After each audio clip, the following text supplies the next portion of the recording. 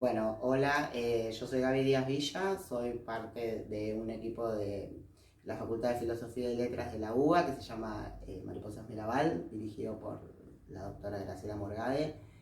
Es un equipo de investigación, docencia y extensión, en el marco del cual yo hice un doctorado y ahora estoy escribiendo la tesis en este mismo momento. Quiero agradecer a la Cátedra Libre de Estudios Trans por esta invitación o por este espacio y por esta apuesta de visibilizar la producción de conocimiento de investigadores y académicos trans, investigadoras y académicas trans también. Y en particular, digamos, a mí me implicó tener que ordenar la producción de esta tesis para poder ponerla a disposición, ya que ahora quisiera contarle como algunas cosas de mi doctorado, pero que después si quieren leer en algún lado no van a encontrar, por lo menos no lo van a encontrar en internet. Bueno, mi doctorado se trabajó el tema de la implementación de la Ley de Educación Sexual Integral, la Ley Nacional 26.150, en escuelas secundarias de Ciudad de Buenos Aires. La pregunta que guía es qué es lo que pasa en las aulas, efectivamente qué es lo que pueden hacer o lo que hacen las docentes y qué movimientos o qué cosas pasan como alrededor de ese espacio que se habilita como ESI.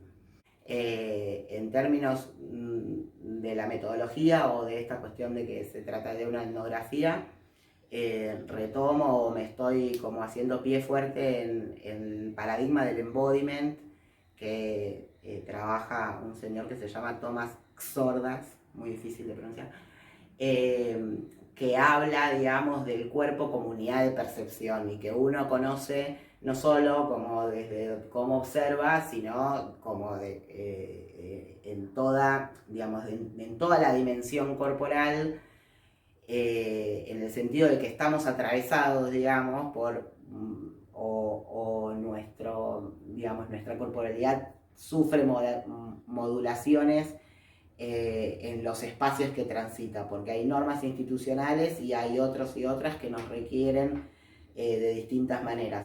Su propuesta es esas modulaciones, digamos, esas cosas que nos pasan corporalmente, bueno, nos dicen algo, ahí hay como un conocimiento o algo que pensar, por qué pasa o con qué tiene que ver qué pasa. Digamos, obvio que él viene de toda la discusión sobre si existe la posibilidad de la objetividad científica y, digamos, a la cual desde el campo, me parece, de las epistemologías críticas ya llama a la conclusión de que no. Pero, digamos, me parece que trae una respuesta metodológica para superar esa discusión. Digamos, incluso también como recuperando como la idea de conocimiento situado de Haraway y tal. Digo, creo que el aporte original es que se trata de una etnografía lesbiana. No importa que yo soy un varón trans, la etnografía es lesbiana. Hay muchas razones, digamos, por las cuales elijo nombrarla de ese modo, pero, digo, resalto dos. Una tiene que ver con una discusión epistemológica que es digamos, qué sujeto puede conocer qué, ¿no? Como, bueno, no todos los campos están abiertos para todos, no todos transitamos del mismo modo por el mismo campo, y no a todos nos cuentan las mismas cosas en el mismo campo.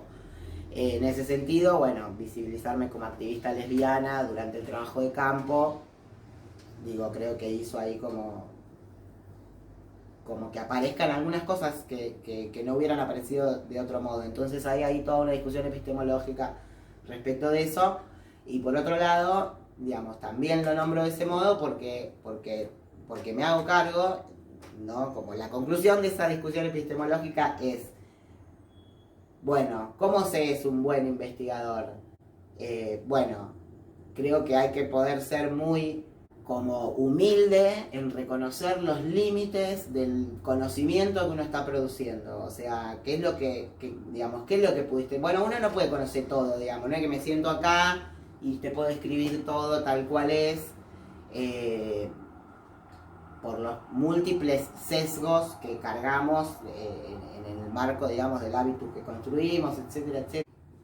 Bueno, con lo cual yo me hago cargo de mis sesgos y digamos, y doy cuenta de que estuve mirando todo el tiempo aquellas estrategias de ESI que les brindan mejores oportunidades a las chicas, a las mujeres cis, mejores oportunidades de construir agencia o de empoderamiento.